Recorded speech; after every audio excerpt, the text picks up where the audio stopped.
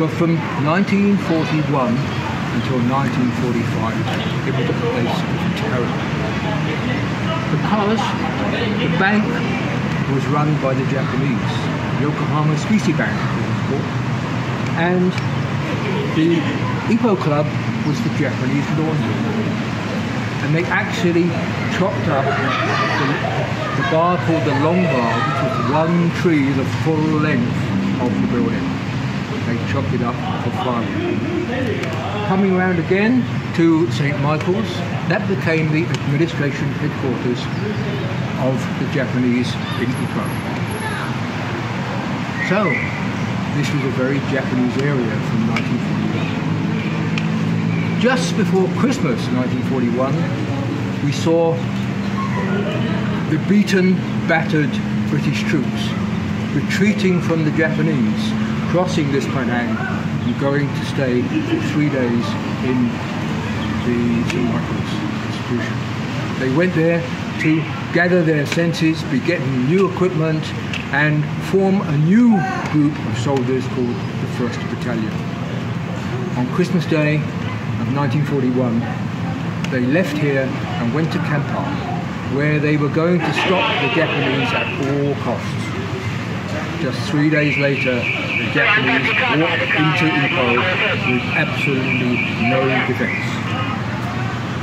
Most of the people had run away, there was nobody around, and much of the city had been bombed, so it wasn't a very pleasant place to be. The Japanese set up their businesses here, and every morning throughout the time they were here, at 8 o'clock, all these Japanese wearing white suits would muster out here in front of St. Michael's, and they would do their morning exercise, and they would bow to the Emperor 3 times. But later in the day, the whole scene changed, because the white suits became khaki, the soldiers were there.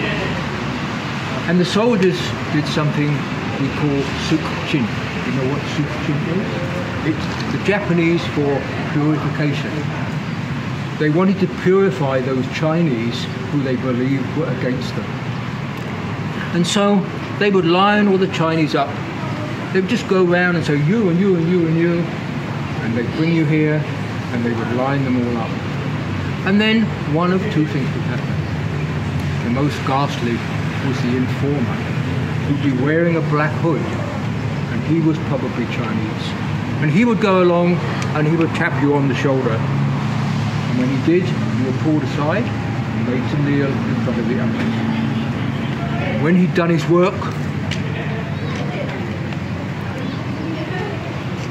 you're kneeling out the front, out comes the sword, and off comes the heads.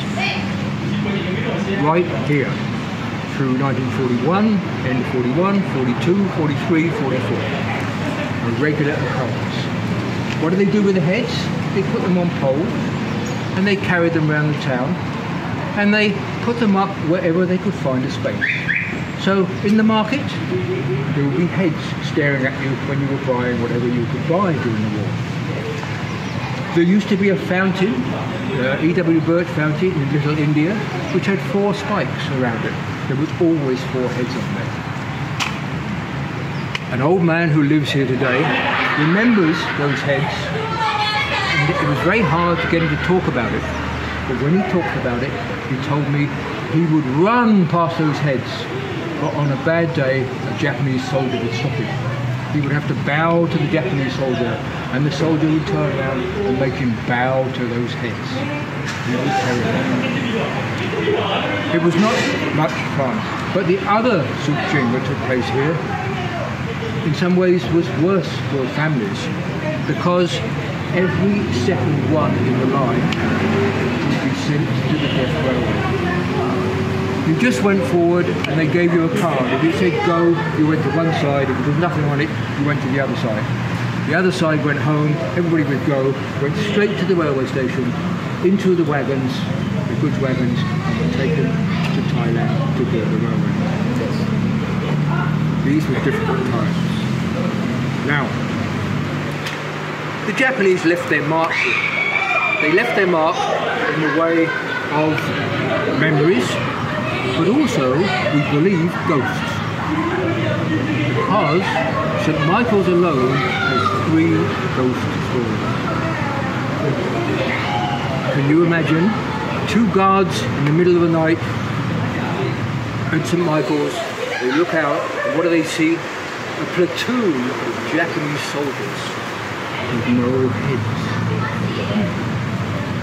And then, if you go into St. Michael's late at night and you stand there quietly, you're likely to see a shadow walk up the stairs. Where's that shadow going? It's probably going to the 4th floor, because on the 4th floor there is a Christian chapel.